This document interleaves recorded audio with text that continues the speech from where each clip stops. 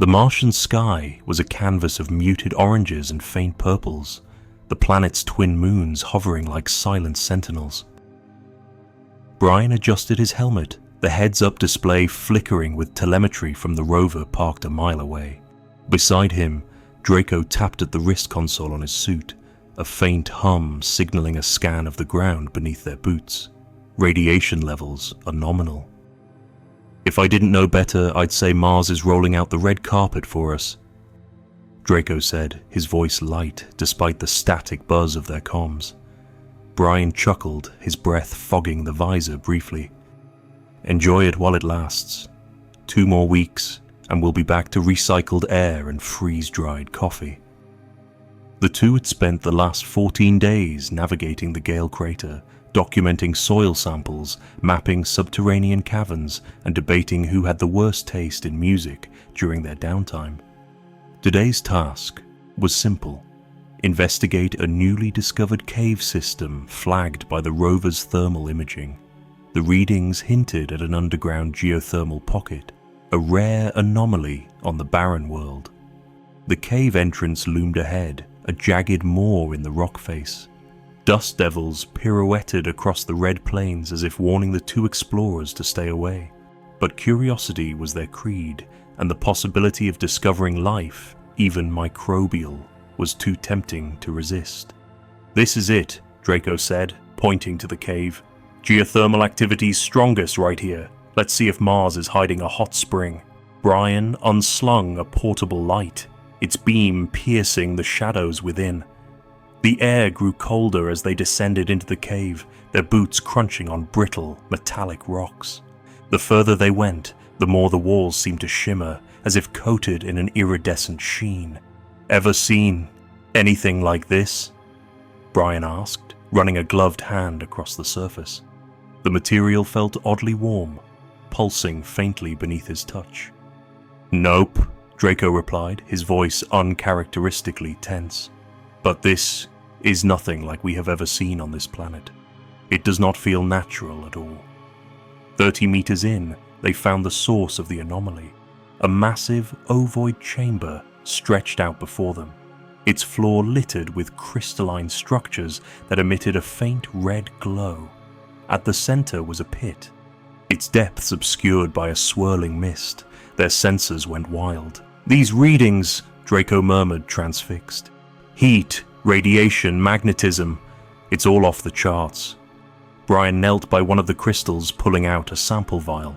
"Let's take a piece back. This could rewrite everything we know about Mars." Before Draco could reply, the ground shuddered violently. A deep, resonant sound filled the chamber, like metal groaning under immense pressure. The mist in the pit churned, and something massive began to rise. The creature was unlike anything they had ever seen. Its body was an amalgamation of sand and stone, shifting and reforming with every movement. A single enormous tentacle arced out, crowned with an unblinking glowing eye that seemed to peer directly into their souls. "Move!" Brian yelled, shoving Draco toward the cave entrance as the monster's tentacle lashed out, shattering crystals and sending debris flying.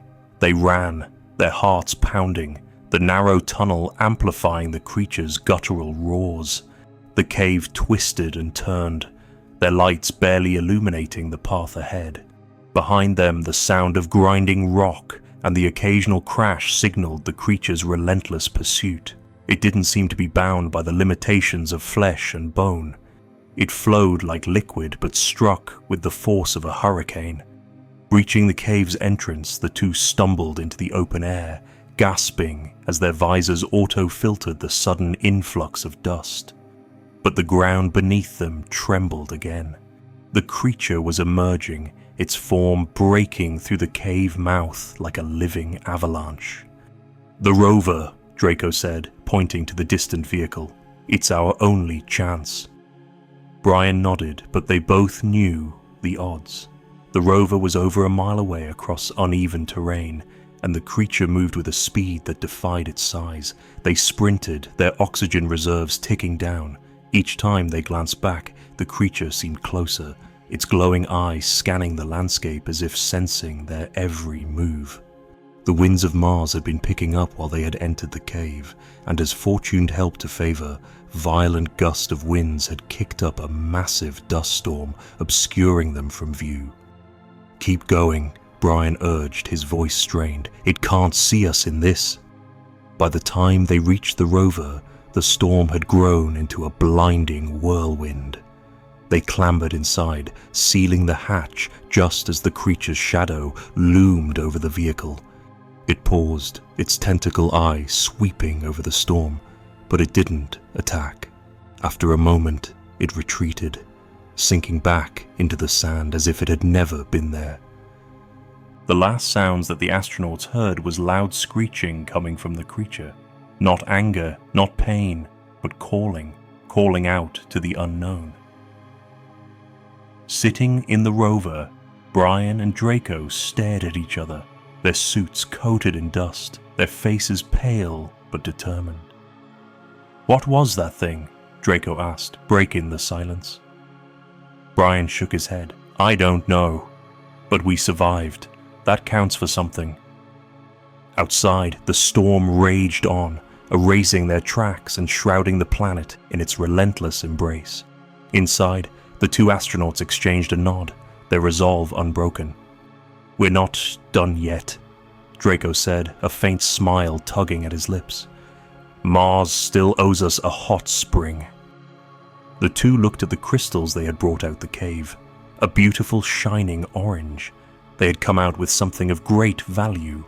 Brian laughed, the sound cutting through the tension. "Let's survive first. Then we'll negotiate with the sand monster." The rover powered up, its lights piercing the storm as it moved forward into the unknown.